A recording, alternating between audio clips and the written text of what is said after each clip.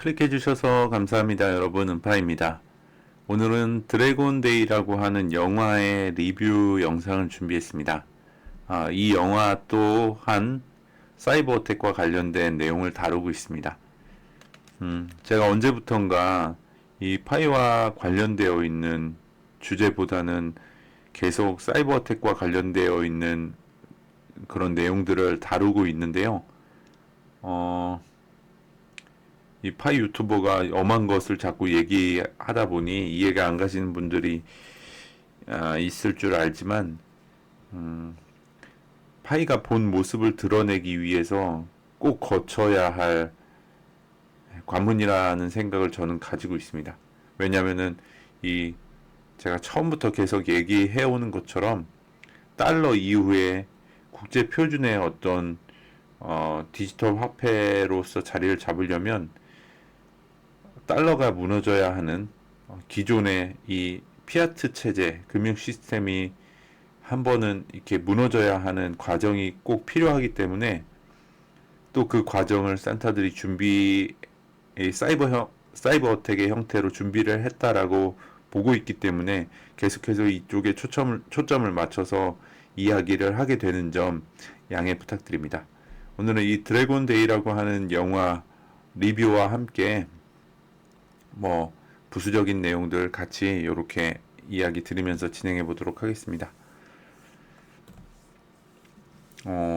이거는 이게 굉장히 저예산으로 제작된 독립 영화입니다.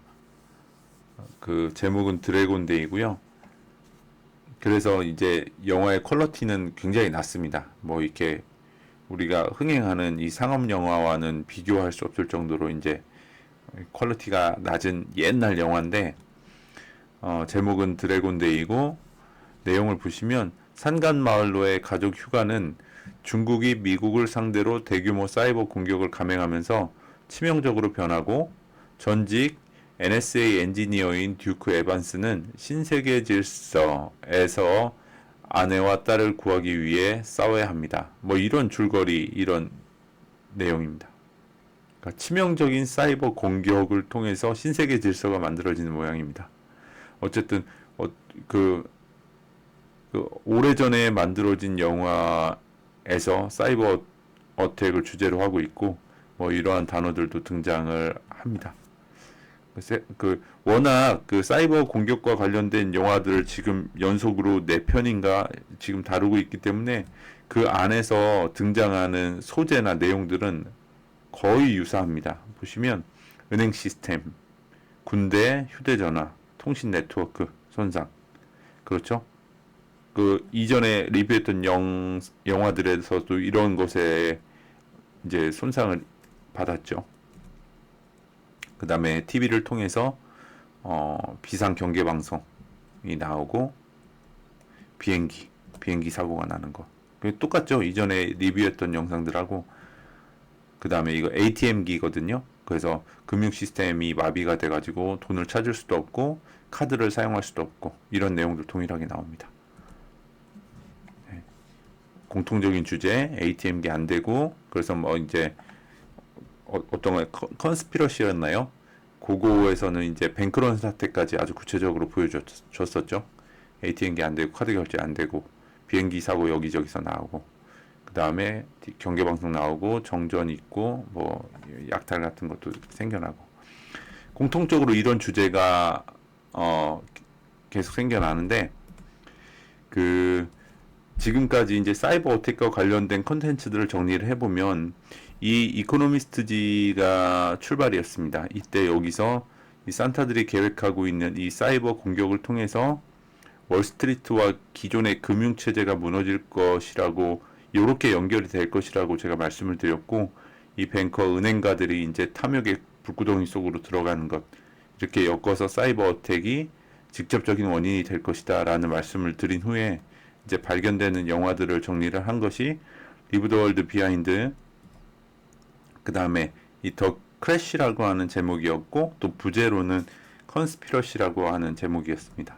그 다음에 미스터 로봇이 있었고요. 그리고 오늘 리뷰하는 드래곤데이까지, 지금 요 5개의 컨텐츠에서 특히 이 네 개의 영화 또는 드라마에서는 아주 직접적으로 사이버 공격을 다루고 있고, 그 사이버 어택의 여파로 금융 시스템이 데미지를 입는 것을 모두 다 그리고 있습니다. 거기에 더해서 이 미스터 로봇은 그 무너진 금융 시스템 이후에 국제 표준으로 자리 잡을 이블 코퍼레이션에서 그 이블 회사에서 만든 이코인에 대한 언급까지 있었고, 그것들이 이제 일반 시민들에게 나누어지는 장면까지. 그래서 인류 역사상 가장 위대한 부의 재분배가 될 것이다. 그런 장면들을 보여줬던 영화죠.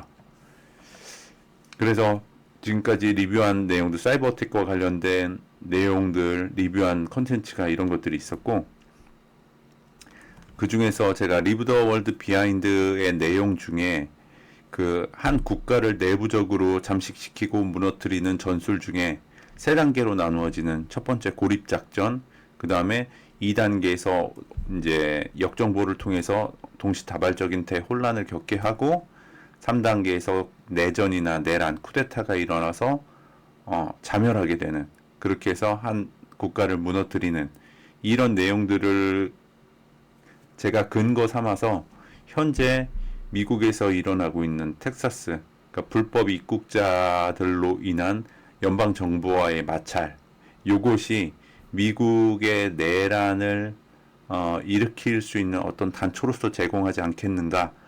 그래서 산타들이 요 텍사스에서 일어나고 있는 일들로 빌드업을 해나가고 있는 것 같다라는 제 의견을 말씀드렸고, 그것과 관련돼서 이제 이 일식이 교차되는 지점이 텍사스라는 점을 좀 유념해서 보게 되었고요.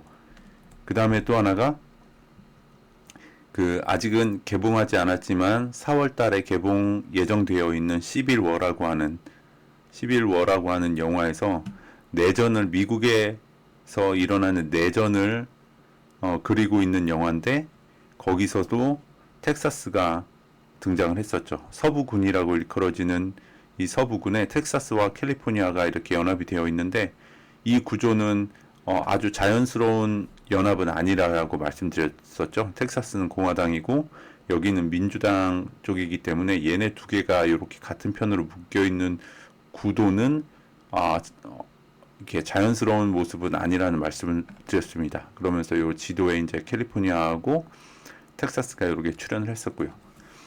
근데 오늘 리뷰하는 요 영화를 보면, 드래곤데이에서 보면 이 드래곤데이라는 영화가 독립영화로 제작이 됐는데, 이게 12년도에 제작이 돼서 텍사스 오스틴 영화제에 출품했던 작품입니다. 텍사스와 관련이 되어 있죠. 그리고 더해서 보면 그러니까 그 영화가 찍힌 장소, 그 로케이션 작업이 이루어진 곳 중에 하나가 또 캘리포니아입니다. 캘리포니아. 그래서 의아하게 묶여져 있는 텍사스와 캘리포니아가 여기서도 등장을 했고, 그리고 여기서도 텍사스 영화제에 출품된 건데 촬영된 지역은 캘리포니아. 또 여기도 장소가 겹치고요. 그리고 일식의 장소도 그렇고 현재 일어나고 있는 것도 그렇고. 그래서 텍사스는 아주 중요한 어떤 강조되는 위치가 되는 것 같고, 거기에 부수적으로 이렇게 캘리포니아가 계속 따라오는 것이 어떤 역할이 있는지 잘은 모르겠습니다만, 약간의 희망 회로를 돌려보면 여러분들 아시겠지만 그 파이 네트워크 그 본사가 캘리포니아에 있지 않습니까? 캘리포니아에 있는데, 근래에 이제 일론 머스크가 그 워싱턴 근교에 있는 도시에서 이 스페이스X 회사를 가지고 있다가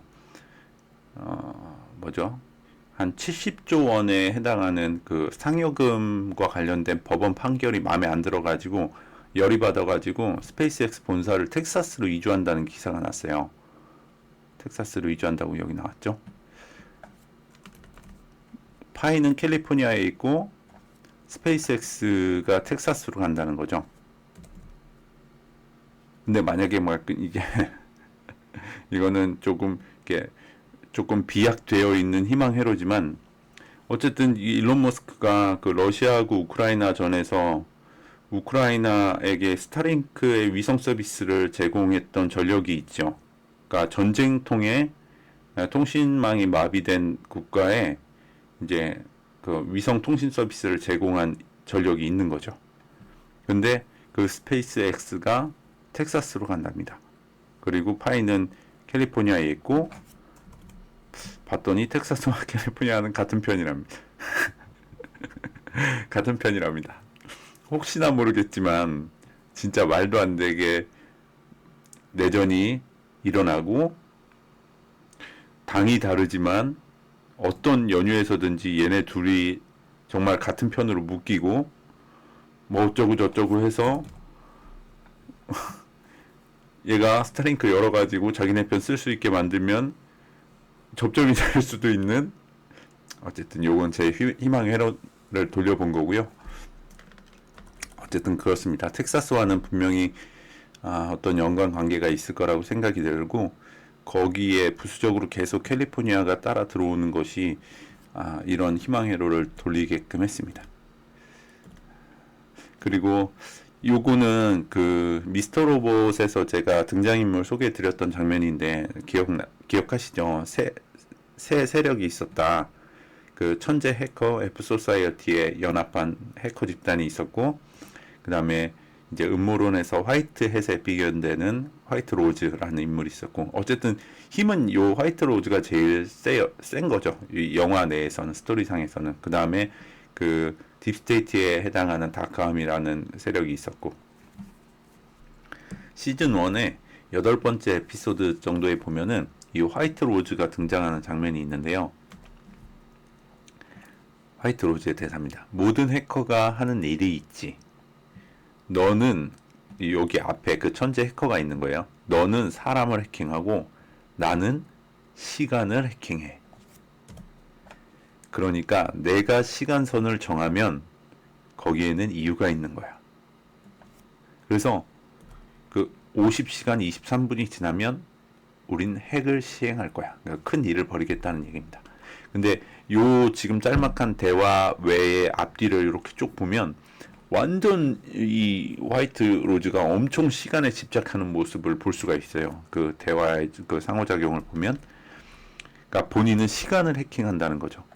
그러니까 이 시간을 해킹해라는 말이 저는 어떻게 들렸냐면 그 결국 이 그 하늘의 움직임, 천체의 움직임, 별의 이동 이런 것들이 결국 시간의 흐름을 만들어내는 거거든요. 그래서 이 시간을 해킹한다는 얘기는 얘네들이 그 점성술을 아주 타이트하게 지키고 있다라는 말처럼 들리더라고요. 그래가지고 본인이 그 별의 움직임이나 어떤 역학을 통해서 그 알아낸 우주의 기운의 스케줄에 맞춰서 본인들의 일을 진행하기 때문에 본인이 해킹해서 알아낸 그 시간선은 반드시 지켜야 된다는 거죠. 그러니까 본인이 내가 시간선을 정하면 거기에는 이유가 있는 거야. 그러니까 어떤 행성이 어떻게 만났고 뭐가 일직선이 됐고 어떤 각을 맺었기 때문에 이런 일을 그 시간에 맞춰서 해 나가야 된다라는 얘기인 거죠. 그래서 이런 얘기가 있었는데 이제 텍사스와 캘리포니아가 어떤 게 지리적인 측면에서 의미가 있을 거라고 생각이 들고 이제 시간적인 차원에서 한번 조금 이렇게 파헤쳐 보려고 하는데요. 오늘 리뷰하고 있는 영화 이름이 드래곤데이라는 거죠. 드래곤데이예요. 이거 그냥 직역하면 어떻게 될까요? 용의 날, 요 정도 되겠죠. 용의 날. 근데 여기에 보면은 여기는 개봉 날짜가 2013년으로 되어 있죠. 근데 제가 아까 그러니까 이게 독립 영화로서 제작이 돼서 이 오스틴 영화제에 출품한 연도가 12년도기 때문에 이 영화가 만들어진 것은 12년으로 봐야 합니다. 그렇게 해서 영화제에 출품을 했고 출품한 그 영화제에서 수상을 한 다음에 그 다음 연도에 이제 상업용 영화로 런칭이 된 거죠. 그러니까 12년도 작품이라고 봐야 합니다. 12년도에 만들어진 용의 날, 용의 날이랍니다. 12년을 보시면 2012년은 임진년이었습니다. 제가 이 진자가 동물로 용에 해당한다고 말씀드렸죠. 그래서 요 해에 태어나면 용띠가 되는 거고요. 임진년에 만들어진, 그러니까 용의 날에, 용의 해에 만들어진 영화에서 치명적인 사이버 공격으로 인해서 신세계 질서가 만들어졌답니다. 용의 해에, 용의 날에, 임진년에 만들어진 영화인 거죠. 근데 올해가 무슨 년이죠? 청룡의 해죠. 갑진년이죠. 근데 제가 지속적으로 4월달을 주목해서 봐야 한다고 말씀드리고 있잖아요. 올해는 갑진년이고 4월달은 무진월입니다. 무진월. 여기 용이 또 있죠. 여기도 용이죠. 그리고 나서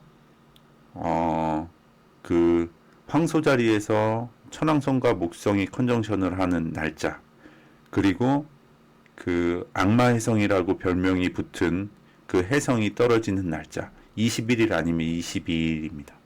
보시면 병진일입니다. 병진일. 갑진년 무진월 병진일입니다.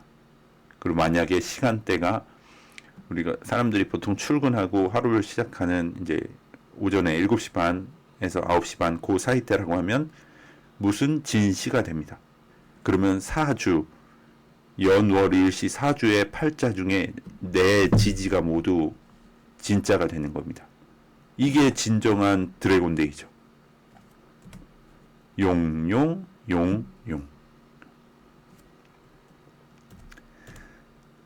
그 4월달과 관련된 사인들을 정리하면 4월 8일 날 일식이 있습니다. 텍사스를 교차하면서 미국 대륙을 횡단하게 되는 일식이 4월 8일 날 있고, 황소자리 21도, 그러니까 사인의 개와 자리에서 천왕성과 목성이 21도 자리에서 컨정션을 하는 날짜가 4월 21일입니다. 그리고 악마의 성으로 별명이 붙은 폰스 브룩스 해성이 이제 4월 달에 만나는데 여기에는 안 나왔더라고요. 이 기사에는. 근데 제가 어떤 자료에선가 21일로 본 것 같아요. 21일, 22일 요때쯤일 겁니다. 그래서 그 운석이 떨어지는, 진짜로 운석이 떨어지는 날짜, 그리고 오늘 이 드래곤데이 영화를 통해서 임진년 용의 해에 만들어진 드래곤데이라는 영화, 사이버텍과 관련된 영화가 그 진년에 만들어졌는데, 올해는 진짜 4월은 진짜 용의 날인 거죠. 갑진년, 무진월, 병진일. 이게 4월 달로 다 이렇게 수렴이 되는 것이, 그 아까 화이트 로즈가 시간선을 해킹한 것과 그 해킹한 것을 이 음파가 다시 한번 해킹하는 날짜가 이 4월 달로 수렴이 되는 걸로 봐서 4월 달에는 뭔가 일이 있어도 있지 않겠나 이런 생각이 듭니다. 리브 더 월드 비하인드에서 그 이런 장면들이 있는데, 이제 사이버 어택이 이게 막 생겨나니까 아무런 정보도 없는 상태에서 사람들이 혼란스러워하고 역정보가 돌기 시작합니다. 그래서 러시아가 워싱턴의 주재원들을 소환했대. 그러니까 러시아가 무슨 일을 벌이려고 한다라는 얘기를 하는 거죠.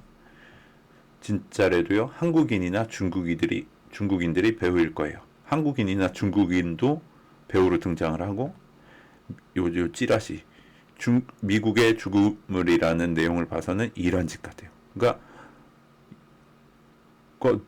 너무 많은 거죠. 역정보가 너무 많이 도는 거예요. 러시아가 했을 수도 있단다, 한국인이 했을 수도 있단다, 중국일 수도 있단다, 이란일 수도 있단다. 혼란스러운 거죠. 근데 최근에 나오고 있는 여러분 기사를 보시나요? 러시아의 우주 핵 능력은 국제 위성, 미군 통신을 위협할 수 있다. 그래서 그 미국이 심각한 국가 안보 위협을 받고 있다. 그죠? 군사통신 정찰을 무력화시키는 러시아, 이런 기사가 있고, 중동이 아주 시끄럽잖아요. 근데 그 예멘 앞바다 밑에 이제 그 통신 케이블이 있거든요. 인터넷 케이블이. 근데 유엔이 인정한 예멘 정부와 연계된 통신회사들은 후티 반군이 서부 인터넷의 기능과 금융 데이터 전송에 중요한 홍해의 해저 케이블 네트워크를 파괴할 계획을 세울 것이라는 것을 우려하고 있다고 밝혔다. 이렇게 되면은 요거는 이제 중동의 어느 국가가 될 수 있겠죠. 아까 이란이 등장을 했는데 영화에서는 중동의 어떤 국가가 미친 척하고 요거 끊으면은 그렇죠. 데미지가 있겠죠. 우크라이나, 러시아가 중국과 협력해서 사이버 공격을 수행하고 있다. 여기는 중국이 등장하고 있네요. 우크라이나에서 어떤 입장을 밝힌 거지만 결국 우크라이나를 지원하는 건 미국이기 때문에 그렇죠. 그러니까 이거 엄청 밑밥을 깔고 있는 것 같다라는 느낌이 들어요. 근데 진짜 이 러시아와 그러니까 이렇게 기사가 나오는 것으로는 이 미국의 러시아가 위협이 되고 이런 그 중동의 어느 국가가 또 위협이 될 수 있고 또 중국도 러시아하고 힘합쳐 갖고 위협이 될 수 있다 이런 밑밥들을 까는데 진짜 그럴까요? 22년도인가요? 재작년에 그 러시아하고 독일하고 이어지는 천연가스관 그 노드스트림이 폭발했잖아요. 그게 뭐 이제 우크라이나가 그랬다, 뭐 러시아가 그랬다, 뭐 미국이 그랬다 말이 많은데 누가 그랬을까요?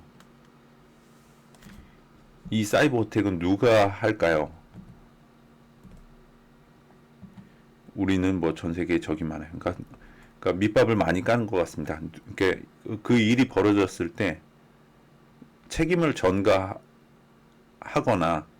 아니면 책임을 전가할 수 있는 잠재적인 어떤 적국들을 이 이제 밑밥을 많이 깔고 있는 중이 아닌가라는 인상을 지울 수가 없습니다. 어쨌든 오늘은 뭐 이런저런 얘기들을 드려봤고요. 그리고 이제 제가 이제 영상을 많이 못 올리는 중에도 댓글로 계속 이제 여러 가지 제보해 주시고 영상 계속 시청해 주셔서 감사드리고요. 그 댓글에 가수 아이유님의 코인이라는 곡이 있어요. 그거를 한번 분석해 달라고 요청을 하신 부분이 있는데 제가 이제 뮤직비디오를 잠깐 봤거든요. 봤는데 좀 좀 자세하게 봐야 될 것 같아요. 그러니까 제가 계속 이제 드라마나 영화만 컨텐츠로 이렇게 분석을 했었잖아요. 근데 사실 이 대중문화 가요에도 엄청 많이 있어요. 진짜 엄청 많이 있어요. 이 그 엄청 유명한 가수들 있잖아요. 그러니까 유명한 가수들의 노래 그런 게 있는 게 아니고 그런 노래를 이제 그 유명하게 만들어서 걔네한테 주는 형태거든요.